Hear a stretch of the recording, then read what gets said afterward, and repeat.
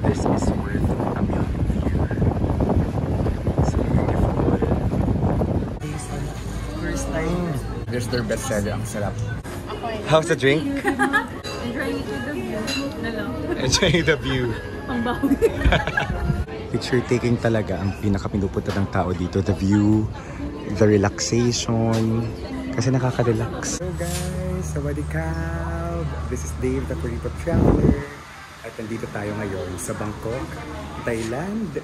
So this is a 10-day Indo-China trip. So nauna tayo sa Vietnam, sumunod Cambodia, and this one in Bangkok for the final leg of our trip.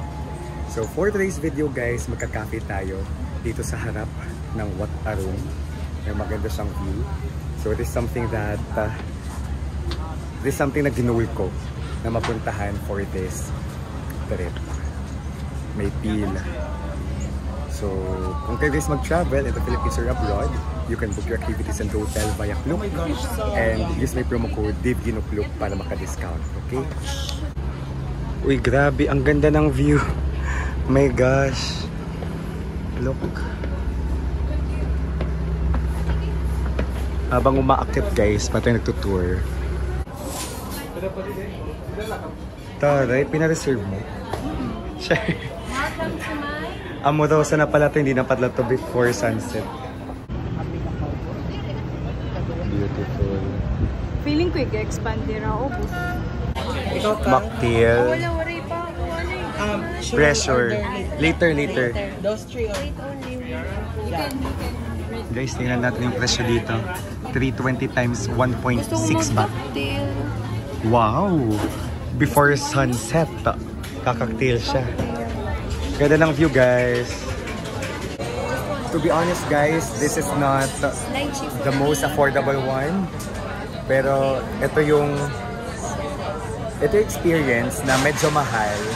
Pero expensive din yung experience. So very expensive like yung experience watching the Wat Arun at night. So hindi na tayo nakapag-cafe, dumiretso tayo dito sa bar kasi puno yung cafe na ginugoy kong puntahan. So anong pangalan nito? Amorosa. Amorosa Cafe. So dito lang tayo guys sa Amorosa Cafe. Para siyang more fancy way of the sunset here in Bangkok. Ang ganda na niya guys. Dami nagpipicture sa spot na yan. No, reserved. Yeah.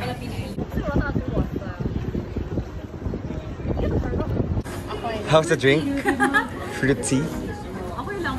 Enjoying the view na lang. Enjoying the view. Pangbawi.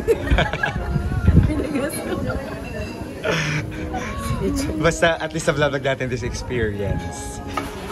Ikaw? It's the experience. No comment.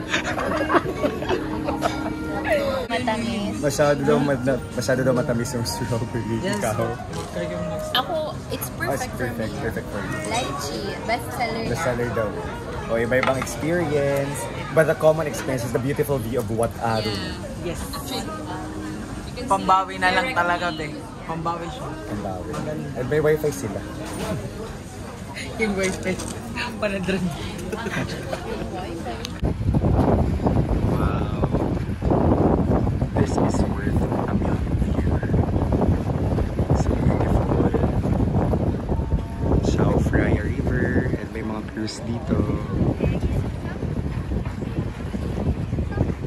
That one is so magical. It's our first time actually to see that at night. Kasi nung last time, nandito tayo. Nag-shopping agad tayo after natin mag-temple tour. So this is how it looks like at night.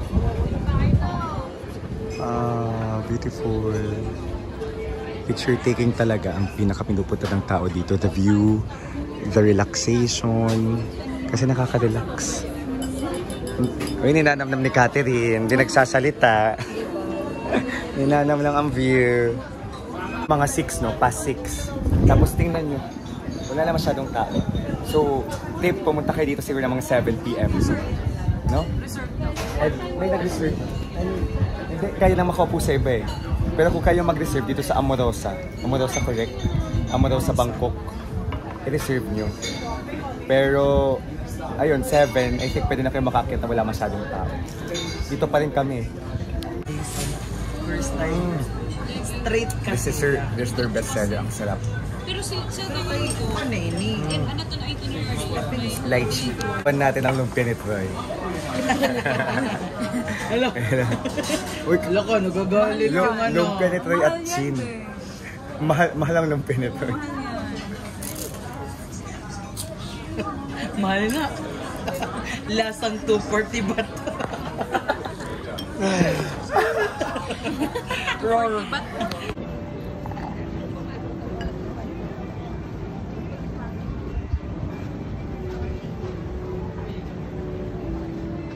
Lagi kang galit.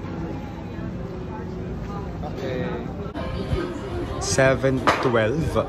Ganito lang tao dito, guys. And shucks, may mga farm. Ganda ng view. Charing. Guys, major tip. Major tip, pumunta kayo dito ng 7. Kapag pumunta kayo dito ng 6, crowded. Alright? Thank you so much, Jab, sa paghawak ng camera. So that's it, guys. Our quick experience dito sa Amorosa. It's a bar, rooftop bar at Chao Phraya River with a view of the Wat Arun. Okay, the temple Wat Arun.